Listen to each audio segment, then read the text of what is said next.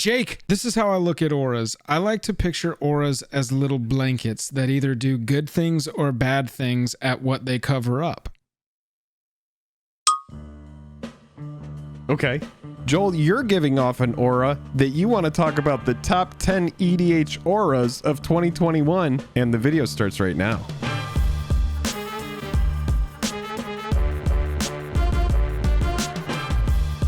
Special thanks to our Patreon supporters who power our channel. Check out our Patreon for monthly giveaways, exclusive content, and even a starring role in our fan fight series. Link in the description below. Hello and welcome to The Day. Thank you for spending your time with us. I'm Jake. I'm Joel. Welcome back to another episode of Jake and Joel are Magic. We are going to talk about the top 10 auras for EDH, and we've got one honorable mention. It's not an EDH top 10 list without us having 11 cards. But before we jump into it, if you would, go down there, hit that like button if you like the video by the end of it. Hit that dislike button if you don't. If you hate the video, do not do anything. Just leave the video now. But if you are having a good time, you want to support the channel on a deeper level, head on over to Patreon. That's a great way to do it. Annie, can you close the door? All right, is the door closed? Yes, let's get into the cards. We have got Animate Dead up first, Jake. I mean, this one's a classic. One black, one other, enchantment aura. Enchant creature card in a graveyard. When it enters the battlefield, if it's on the battlefield, it loses enchant creature card in a graveyard and gains enchant creature put onto the battlefield with Animate Dead. Return enchanted creature card to the battlefield under your control and attach Animate Dead to it. When Animate Dead leaves the battlefield, that creature's controller sacrifices it. And just for shits and gigs, enchanted creature gets -1/-0. And it is a relic from a time when cards were much more confusing. And if you would believe it, this is updated text. It's a pretty classic card. Go get something out of the graveyard. Anything big, some big smashing creature, anything that's a legal target. And then bring it back with Animate Dead. So it leads to a lot of very degenerate strategies. You know, think about reanimating a Praetor early after some sort of like faithless looting type effect. Then just cast Animate Dead turn 2. You can get your opponents in a pretty big bind. That's why this card makes it on the list. A lot of players like Animate Dead. Yeah, Reanimator's a big strategy in EDH. And Jake, removal is a big strategy in EDH as well. Yes, 1 green, 2 other for Song of the Dryads, Enchantment, Enchant Permanent. So lots of versatility here. Enchanted Permanent is a colorless forest land. So anything that's pesky, maybe it's a Cabal Coffers, turn it into a colorless forest land. Maybe it's some sort of Eldrazi, turn it into a colorless forest land. There's a lot of versatility here. And again, we should say this, enchantments are very difficult to deal with by 3/5 of the color wheel. This is kind of like an exile effect as far as I'm concerned. Yeah, you can destroy the enchantment and get it back, whatever it is that's been enchanted. But exiling it and it's still on the battlefield is particularly strong against commanders. We'll talk about that a little bit more with a later card, but Curse of Opulence is the next card we want to talk about right now. Jake, this one enchants a player, 1 red or a curse. Whenever enchanted players attacked, create a colorless artifact token named Gold. It has sacrificed this artifact, add 1 mana of any color to your mana pool, and each opponent attacking that player does the same. One of my favorite pet decks, Jake, not super high power level, but incredibly fun to play, is Marisi Breaker of the Coil, and it's a forced combat build. I try to run every card in. It's going to either incentivize attacking or force attacking through something like Goad. Curse of Opulence, I can't tell you the games that I've run away with it when I can play this on turn 1 or turn 2. Run it with that land that's giving spirit creatures to my opponents as well. Yeah, it's a fun card, and anything that gets the heat off of you, incentivizes political plays, is going to be a very attractive card in EDH. Some people say they don't like politics, but a lot of people do. And this very cheaply costed enchantment is very attractive. Yeah, absolutely. There's a class of aura called Totem Armor in EDH, Jake, and they are absolute powerhouses. Yeah, these originated, I believe, in World Wake. It was definitely that block was the first time that we saw Totem Armor. I don't know if it was in Zendikar OG, but yeah, 2 green, 2 other for Bear Umbra, enchantment, aura, enchant creature. Enchanted creature has +2/+2 and has, whenever this creature attacks, untap all lands you control. So huge effect, but then it also has Totem Armor, which is if enchanted creature would be destroyed, instead remove all damage from it and destroy this aura. So it protects the creature if you're going to put it on your big commander or something that's bringing you a ton of value. Think like a Consecrated Sphinx or something like that that's going to draw you a ton of cards. This is a great way to ensure that that creature is not only protected, but whenever it attacks, again, it doesn't need to deal combat damage, but on the attack. So if you have a very reactive deck, you can tap everything out as long as you have cards in hand, swing with whatever this is enchanted to, untap all of that, and now you're ready to counter spells, you're ready to do whatever you need to do. Love that Totem Armor is not a regenerate effect either, so anything that destroys and can't be regenerated, it doesn't care. This is just a replacement for that destruction, so you can get around Wrath of God effects, and they're pretty excellent. Jake, this one's not going to get you around Wrath of God effects, though. It's just going to turn off your commander. This is the card I was referring to when we talked about Song of the Dryads. Darksteel Mutation, a white, one other for enchantment or enchant creature. Enchanted creature is an insect artifact creature with base power and toughness 0/1 and has indestructible, loses all other abilities, card types, and creature types. This card is one of the meanest things you can do to a commander, because essentially they have to figure out a way to either exile their own permanent with a targeted exile or some kind of wipe exile spell, or they have to sacrifice it. The other option here is obviously to destroy the mutation. Sure. So you do have to have some sort of enchantment destruction, enchantment removal. The card is very powerful. It came out years ago, and it's really funny because the flavor text on the card says infinitely powerless.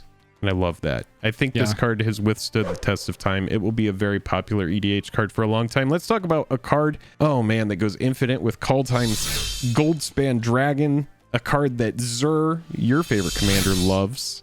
Ugh. 1 white, Flickering Ward, enchanted creature. When you play Flickering Ward, choose a color. Enchanted creature gains protection from the chosen color. And for 1 white, you can return Flickering Ward to its owner's hand. Do they go to remove it? Sure. Yeah. Return it to your hand. Why not? 1 white. We can use this to get us through a blocking line. We can also use this to protect, from the black decks at the table, being able to target it down with removal. Flickering Ward is fantastic. Like Jake said, in response, return Flickering Ward to your hand. It's just a card that sticks around once it gets into the game and can just really, really be pesky. And it's so cheap. 1 mana to play it. SRAM loves it, dude. It's just like in SRAM, it's a card draw engine just attached to your general. You replay it over and over again. Yeah, Flickering Ward's fantastic. I'm a huge fan of it.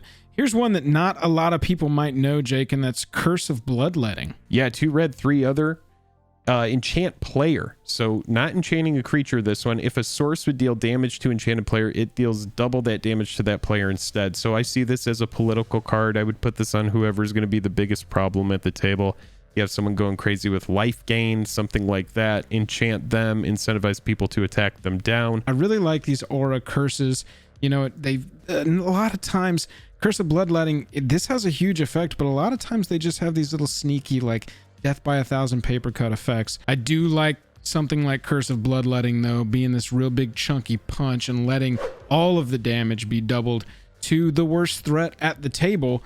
Chamber of Manipulation is going to let us grab the worst threat at the table. 2 blue, 2 other for an enchant land, and the enchant land has tap it, discard a card from your hand, gain control of target creature until end of turn. Oh, you finally have your big Voltron commander suited up? Great!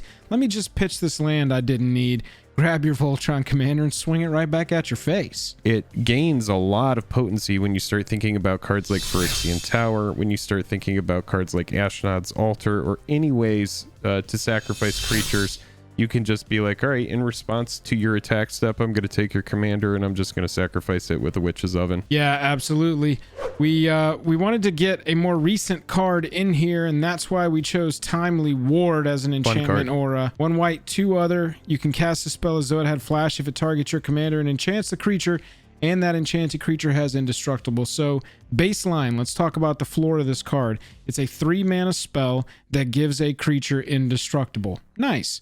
If you also have your commander on the battlefield, it can be a whoopsie and be a little trick so that when they think they're casting their Wrath of God at the perfect time, suddenly that Wrath of God has been very poorly timed. You've timely warded onto the battlefield for just 3 mana. I see what you did there. Yeah, saved the commander is what I did. This is a fun card that made its debut in Commander Legends. I'm happy that we're able to get a more recent card on here, and this card is very powerful. Get it on your Osgir as soon as possible. Get it on your Atraxa as soon as possible. Yep, keep those commanders on the battlefield. Jake, We'd be remiss if we were making an aura video and didn't talk about the granddaddy of auras. Yes, 8 for Eldrazi Conscription. Tribal enchantment Eldrazi aura, so tribal is going to be notable in certain situations. Enchanted creature gets +10/+10 and has trample and Annihilator 2, which means whenever it attacks defending player, sacrifices 2 permanents, and that is on the attack. That Annihilator trigger made its debut, I believe, also in World Wake.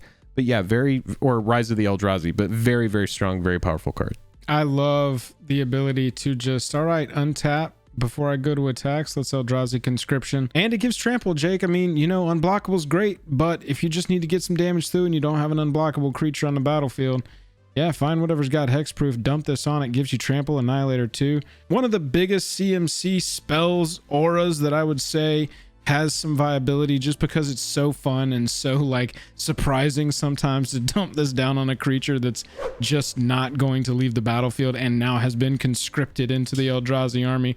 I'm a big fan of that. Jake, here's our number 11, Freed from the Real. Said we'd have an honorable mention. That's right, and this is a card that Calamax loves, but that's not the only card that this goes infinite with, but that's why we included this on the list. This is a card that just, it does a lot. For 1 blue, 2 other, Freed from the Real. This aura, you enchant a creature, and for 1 blue, you can tap enchant a creature, and for 1 blue, you can untap enchant a creature. So any creatures that create mana, you see what's going on here, you have a very easy way to create infinite mana. So just think about this kind of card if you're ever looking for like maybe adding 1 degenerate effect to an EDH deck, but you start stacking too much of this stuff into your deck and then you're going to be playing some CEDH and you're going to want very specific opponents if you're doing that. But yeah, lots of big cards on this list. What did we miss? You need to let us know. That's right. Let's close the book. Let us know down in the comments which ones we missed. Which card do you think didn't belong on this list that we did include? Also, let us know that. If you liked the video, hit that like button, hit that dislike button if you didn't. And Jake, other than that, I'm tapped out. Until next time, we will be enchanting a good aura that you yourself will want